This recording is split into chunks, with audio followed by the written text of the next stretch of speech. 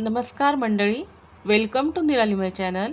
आज श्रीकृष्ण जन्माष्टमी आहे, तर त्यानिमित्ताने श्रीकृष्णाच्या काही कथा गोष्टी आपल्यासोबत शेअर करते.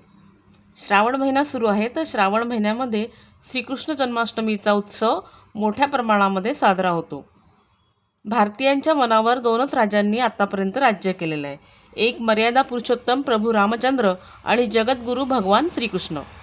श्रावण मध्य अष्टमीला मध्यरात्री कंसाच्या बंदीशाळेत भगवान श्रीकृष्णाचा जन्म झाला, म्हणून या अष्टमीला जन्माष्टमी असं देखील म्हणतात. श्रीकृष्णाच्या आणि विष्णूच्या देवळामध्ये हा उत्सव मोठ्या थाटात होतो. मथुरा, वृंदावन, द्वारका या ठिकाणी सुद्धा हा उत्सव खूप मोठ्या प्रमाणात होतो. भजन कीर्तन होतं. मध्यरात्री बाळकृष्णाला पाळण्यात घालतात, पाळणा म्हणतात. कृष्णलीला सादर करतात. दुसऱ्या दिवशी गोपाळकाला दहीहंडीचा कार्यक्रम होतो. श्रीकृष्णाला युगपुरुष म्हणतात.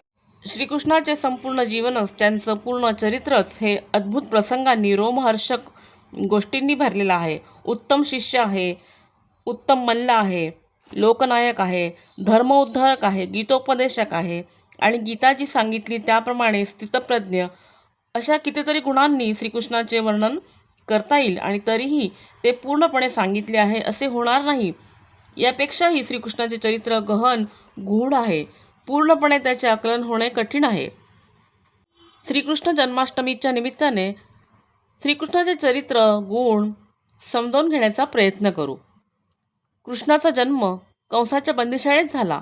दुष्ट कंसाच्या तळ्याखातून सोडवण्याकरता वसुदेवाने त्याला एका टोपलीत ठेवले आणि रातोरात गोकुळात नंदा घरी घेऊन गेला. त्यावेळी नंदाच्या पत्नीला यशोदेलाही मुलगी झाली होती. कृष्णाला तेथे ठेवून वसुदेव त्या मुलीला घेऊन बंदीशाळेत परत आला. सकाळी कंसाला देवकी प्रसूत झाल्याचे कळताच तो संतापाने तेथे आला आणि देवकीकडून मुलीला हिसकावून घेतले. तिला दगडावर आपटणार तोच ती शक्तिस्वरूप मुलगी कंसाच्या हातातून निसटली, आकाशात तेजरूपाने गेली. ते दिव्य तेज पाहून कंस घाबरला. जाता जाता ती कंसाला म्हणाली, अरे दुष्टा, तुझ्या पापाचा घडा भरत आला आहे. तुला ठार मारणारा कृष्ण गोकुळात सुखरूप आहे. शक्तिदेवी तिची भविष्यवाणी ऐकून कंसाची पाचावरण धारण बसली. त्याने कृष्णाला मारण्यासाठी अनेक उपाय केले, पण ते सगळे वाया गेले. दिवसामासाने कृष्ण वाढत होता आणि नंदाघरी नंदनवन फुलवीत होता. कृष्ण आपल्याला मारणार आहे, आपला वध करणार आहे, म्हणूनच कंसाने देवकी आणि वसुदेवाला बंदिवानात ठेवले होते. कृष्णाचे बालपण अतिशय रमणीय आहे. सकाळी उठून गाई वासरांना, गोपाळांना घेऊन रानात जाणं, वेगवेगळे खेळ खेळणं, मुरली वाजवणं, वनभोजन करणं सारेच त्याचं रमणीय आहे. त्याचं बासरीवादन इतकं सुरेल असायचं की बासरीचे मधुर स्वर कानावर पडले की गायींचे खिल्लारं कान टवकारून त्याच्या भोवती उभी राहत आणि त्या स्वरांची धून कानावर आली की गोपिकासुद्धा आपल्या कामधंदा सोडून मुरली ऐकायला त्याच्याजवळ जाऊन बसत. मग गोपिकांबरोबर रासक्रीडाही रंगत असे. गाई वासरांच्या वरचे कृष्णाचे प्रेम, निसर्ग सान्निध्याची त्याला असलेली आवड, त्याचे मल्लविद्येवरचे प्रेम, बालमित्रांच्या वरचे प्रेम, या साऱ्याच गोष्टी अनुकरणीय आहेत. श्रीकृष्णाच्या मनात लहान मोठा, गरीब श्रीमंत, हुशार अज्ञानी, सुंदर कुरूप असा भेदभाव कधीच नव्हता. सर्वांवर त्याचे प्रेम असे. सुदामा, पेंद्या यांच्यावरील प्रेमातून या गोष्टींची आपल्याला कल्पना येते. श्रीकृष्ण चरित्रातील एका गोष्टीकडे आपले लक्ष जात नाही. ती गोष्ट म्हणजे कृष्णाने कमावलेली शरीर संपदा. ते उत्कृष्ट मल्ल होते. लहानपणीच व्यायामाने त्याने आपले शरीर कमावले होते.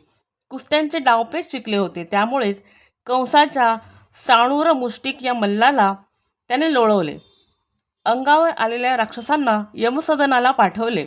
एवढेच नाही तर कंसासारख्या बलिष्ठ माणसालाही त्याने ठार मारले. कंसाचा वध करून कृष्णाने आपल्या आईवडिलांना, वसुदेव, देवकी यांना बंदिवासातून सोडविले. कंसाच्या तुरुंगात इतरही सज्जन होते, त्यांचीही सुटका केली. मथुरेचे राज्य कंसाच्या वडिलांना, उग्रसेनेला दिले आणि मग कृष्ण विद्याभ्यास करण्याकरिता सांदीपनी ऋषींच्या आश्रमात गेला. कृष्ण एक आदर्श विद्यार्थी होता. पूर्वी गुरुगृही सर्व प्रकारची कामं करावी लागायची. कृष्णाने देखील सर्व प्रकारची कामं केली. अगदी जंगलात जाऊन लाकडांच्या मुळ्यासुद्धा डोक्यावरून आणल्या. कोणतेही काम करताना त्याला कमीपणा वाटला नाही. गोपिकांच्या बरोबर श्रीकृष्णाने रासक्रीडा केली. सर्व गोपींचे कृष्णावर नितांत प्रेम होते, भक्ती होती. देवभक्तीचा भुकेला असतो, शुद्ध प्रेमाचा भुकेला असतो. गोपींनी असे प्रेम भक्ती श्रीकृष्णाला दिली होती. एकदा मात्र गंमत झाली. रासक्रीडा चालू होती आणि गोपींना अहंकाराचा थोडा वारा लागला होता आणि हे कृष्णाच्या लक्षात आलं. आपल्या भक्ताला अहंकार झाला हे देवाला कसं आवडेल आणि त्याने विचार केला त्याचा अहंकार नाहीसा केला पाहिजे आणि म्हणून लीला करणारा भगवान श्रीकृष्ण एकदम अदृश्य झाला. एकदम हा गेला कुठे म्हणून गोपी त्याला शोधू लागल्या, पण तो कोणालाही सापडला नाही. त्या दुःखी झाल्या, शोक करू लागल्या. दुःखातून अहंकार वाहून गेला, मन शुद्ध झाले. शुद्ध मन म्हणजे देवाचे मंदिर. गोपींची मन शुद्ध झालेली पाहून कृष्ण प्रगटला. गोपींचा आनंद गगनात मावेना. खोड्या करणाऱ्या कृष्णाला यशोदा रागवत असे, मारत देखील असे. एकदा तर यशोदाने एवढी चिडली की तिने त्याला उखलीला बांधून ठेवलं, पण तीही मनोमन कृष्णाची पूजा करीत असे. आपल्या घरी प्रत्यक्ष भगवान सावळ्या रूपाने अवतरला आहे याची तिला जाणीव होती, कारण एकदा कृष्णानेच आपल्या मुखात परमेश्वराचे विराट रूप यशोदा मातेला दाखवले होते. पांडवांची माता कुंती ही पण कृष्णाला पूजनीय मानत होती. ती कृष्णाची आत्याच होती. पांडवांची पत्नी द्रौपदी ती कृष्णाला भाऊ मानायची. द्रौपदीच्या बाबतीत त्याने आपल्या भावाचे कर्तव्य योग्य तऱ्हेने बजावले होते. एकदा पांडव वनात असताना त्यांची सत्व परीक्षा घेण्याकरता दुर्वास ऋषी आपल्या 1000 शिष्यांसह त्यांच्या आश्रमात गेले. त्यांनी सर्वांना भोजन मागितले. वेळ रात्रीची होती आणि द्रौपदीजवळ एकच थाळी होती, सूर्याने दिलेली. दिवसा ती थाळी हवे ते पदार्थ निर्माण करायची, पण सूर्यास्तानंतर तिचा काहीही उपयोग व्हायचा नाही. अशा संकटाच्या वेळी द्रौपदीने कृष्णाचा धावा केला आणि तो देखील आला. सूर्यथळीला राहिलेले तुळशीचे पान त्याने खाल्ले. तो तृप्त झाला आणि तिकडे दुर्वासांसह सर्व शिष्यांची पोटे जेवणाशिवायच तुडुंब भरली. संकट निवारण झाले. कौरवांच्या भर सभेत दुःशासनाने द्रौपदीचे केस ओढीत आणले होते, तिचे वस्त्रहरण केले आणि त्यावेळी ती कृष्णाला शरण गेली आणि कृष्णसुद्धा तिच्या संकटाला धावून आला, तिचे रक्षण केले. असा हा कृष्ण. कृष्णाने अनेक दुष्टांना, राक्षसांना ठार मारले, धर्माचे रक्षण केले. दुर्योधनही दुष्ट होता. पांडवांचे राज्य हरण केले होते त्याने आणि तो त्यांना परत देत नव्हता. कृष्णाने सांगून पाहिले, समजावून पाहिले, पण काही उपयोग झाला नाही. अखेर कौरव पांडवांचे युद्ध झाले. पांडवांची बाजू सत्याची होती, खरी होती, धर्माची होती, म्हणून कृष्णाने पांडवांची बाजू घेतली. युद्धाच्या प्रारंभी दोन्ही सैन्य समोरासमोर उभी राहिल्यावर अर्जुनाने पाहिले, समोर भीष्म आहेत, द्रोण आहेत, गुरुजन आहेत, आपले नातेवाईक आहेत, त्यांना कसं काय मारायचं? हा अर्जुनापुढे प्रश्न पडला आणि तो युद्धाला काही तयार होत नव्हता. त्यावेळी कृष्णाने त्याला गीतेचा उपदेश केला. सांगितले, सज्जनांच्या मागे जर दुर्जन लपत असतील तर सज्जनांना देखील मारावे लागते. तू फळाची अपेक्षा न करता कर्म कर आणि ते कर्म ईश्वराला अर्पण कर. युद्धात जय मिळेल का पराजय होईल याचा विचार तू करू नकोस. युद्धात जर तू धारातीर्थी पडलास तर तुला स्वर्गप्राप्ती होईल आणि जिंकलास तर या पृथ्वीच्या राज्याचा तू उपभोग घेशील. तेव्हा तू तुझे कर्म कर. अशा विविध प्रकाराने उपदेश करून अर्जुनाला श्रीकृष्णाने युद्धासाठी तयार केले. कोणत्याही कामात यश मिळवायचे असेल तर आत्मविश्वास लागतो, मन स्थिर असावे लागते.